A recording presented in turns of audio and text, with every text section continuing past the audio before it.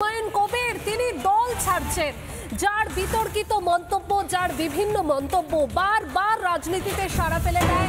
দলের কোন রকম শৃঙ্খলারক্ষী কমিটির নোটিশ বা দলের কোন রকম নোটিশে যার কোন রকম কোনো প্রভাব পড়ে না, তিনি এবার দল ছাড়ছেন। 20 থেকে 22 ডিসেম্বর নতুন দল ঘোষণা করতে পারেন তিনি। আনুষ্ঠানিকভাবে দল ছাড়বেন ভরতপুরের বিধায়ক মমতার হাত ছাড়ছেন হুমায়ুন। তৃণমূলের সঙ্গে সমস্ত সম্পর্ক ছেদ হুমায়ুনের। ভারতীয় সংখ্যালঘুরা দূরত্ব বাড়াচ্ছেন মমতার থেকে। সব থেকে বড় খবর এই মুহূর্তে, তৃণমূল ছাড়ছেন হুমায়ুন কবির। আর এই খবর প্রথম এক্সক্লুসিভলি ব্রেক করা হয় জবাব চায় বাংলাতে। ময়ূক রঞ্জন ঘোষ, সিনিয়র এডিটর ময়ূক রঞ্জন ঘোষকে ঠিক কি জানিয়েছেন হুমায়ুন কবির শোনাই আপনাদের। নির্দিষ্টভাবে, খুব নির্দিষ্টভাবে আপনি শুনতে পাচ্ছেন? আমার বক্তব্য, হুমায়ুন দা, এই মুহূর্তে আপনি কি নতুন দল করছেন? হ্যাঁ দাদা, আমি মনস্থির করেছি যেভাবে আমি মুর্শিদাবাদ জেলার রাজনীতিতে তৃণমূল কংগ্রেসের মুর্শিদাবাদ জেলার। হুমায়ুন দা আপনি টেলিফোন লাইনে আছেন, গোটা বাংলা শুনছে এই মুহূর্তে। আপনি আরেকবার যদি বলেন, আপনি কি 20 ডিসেম্বর নতুন দল করছেন?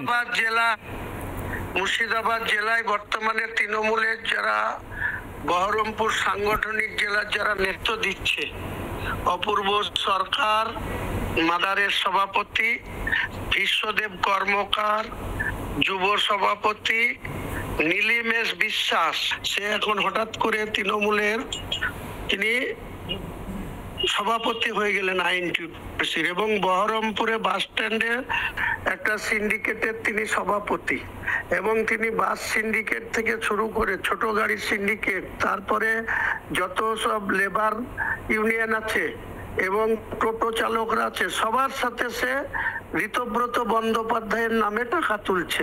আপনি তৃণমূল ছাড়ছেন এটা পাকাপাকি বললেন। রিপাবলিক বাংলা আমি তাহলে ব্রেক করছি, এটা আমরা ব্রেক করছি। করতে পারেন ডেটটা আপনি ডিসেম্বরের জায়গায় 22 ডিসেম্বর হতে পারে। 22 ডিসেম্বর না, 20 ডিসেম্বরটা শনিবার পড়ছে, 22 তারিখটা সোমবার পড়ছে। আমি 20 আর 22 দুটোই রাখছি।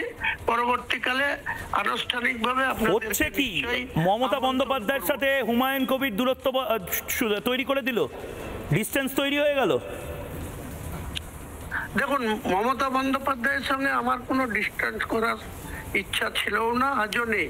কিন্তু মমতা বন্দ্যোপাধ্যায় রাজ্যের মুখ্যমন্ত্রী, তিনি অল ইন্ডিয়া তৃণমূল কংগ্রেসের চেয়ারপারসন, তিনি আর কে বারবার জানানোর পরেও মুর্শিদাবাদ জেলায় আমার মতো ব্যক্তিকে যেভাবে তাচ্ছিল্য, অবহেলিত, লাঞ্ছিত, অপমানিত হতে হচ্ছে, এইসব এই নীলিমেশ বিশ্বাসদের মতন ভুইফোড় নেতা।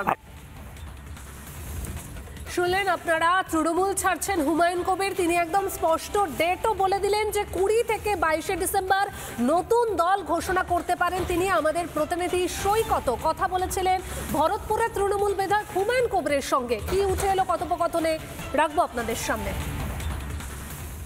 এই 2021-এর 2রা মে আমি তৃণমূল কংগ্রেসের বিধায়ক হওয়ার পর আমার কথার কোনো মূল্য নেতৃত্ব দেয়নি। নিজের আত্মমর্যাদা রক্ষা করার জন্য যেটা করার প্রয়োজন সেটা আগামী দিনে করব, তার জন্যই বলেছি। কারণ বারবার অনুনয় বিনয় বা বারবার সঠিক কোনটা, মুর্শিদাবাদ জেলার রাজনীতিতে কি পদক্ষেপ করার দরকার, সেসবগুলোকে গুরুত্বহীন করে দিয়েছে। আমাদের কথার কোনো গুরুত্বই দেননি। 2011-তে যখন ক্ষমতায় আসে, তারপরে যতবার ব্লক সভাপতি হয়েছে, জেলা কমিটি হয়েছে, রাজ্য থেকে জেলা কমিটির প্রেসিডেন্ট ডিক্লেয়ার করেছে, তারপরে সেখানকার পূর্ণাঙ্গ জেলা কমিটি বা ব্লক কমিটিগুলা সেই জেলার লোকরাই করত। কিন্তু এখন কোনো অধিকার জেলার নেতাদের নেই, কারণ সেখান থেকে সমস্ত কেড়ে নেওয়া হয়েছে। মমতা বন্দ্যোপাধ্যায় যেভাবে উঠে এসছেন, যেভাবে মানুষকে নিয়ে দলে মানে শক্তিশালী করেছেন, আজকে আমরা দেখতে পাচ্ছি সেই মমতা বন্দ্যোপাধ্যায় সম্পূর্ণ অতীতকে ভুলে গিয়েছে। যে মুকুল রায়কে কথায় সব কিছু করতো, আজকে তার কি অবস্থা হয়েছে, তৃণমূল নেত্রী কোনোদিন তার কোনো খোঁজও রাখেন না। মমতা বন্দ্যোপাধ্যায়ের ওপর ক্ষোভ, রাগ বা অভিমানেই দল ছাড়ছে।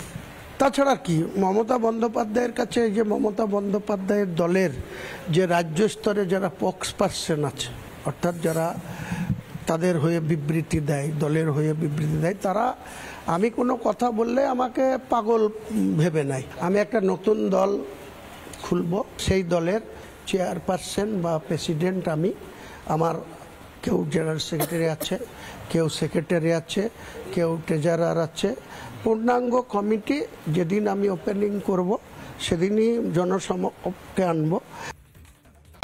নানা ধরনের কন্টেন্ট দেখার জন্য লাইক করুন, শেয়ার করুন আমাদের ফেসবুক পেজ, সাবস্ক্রাইব করুন আমাদের ইউটিউব চ্যানেল। পাশাপাশি অন্যান্য ব্রেকিং নিউজের জন্য অবশ্যই চোখ রাখুন রিপাবলিক বাংলায়।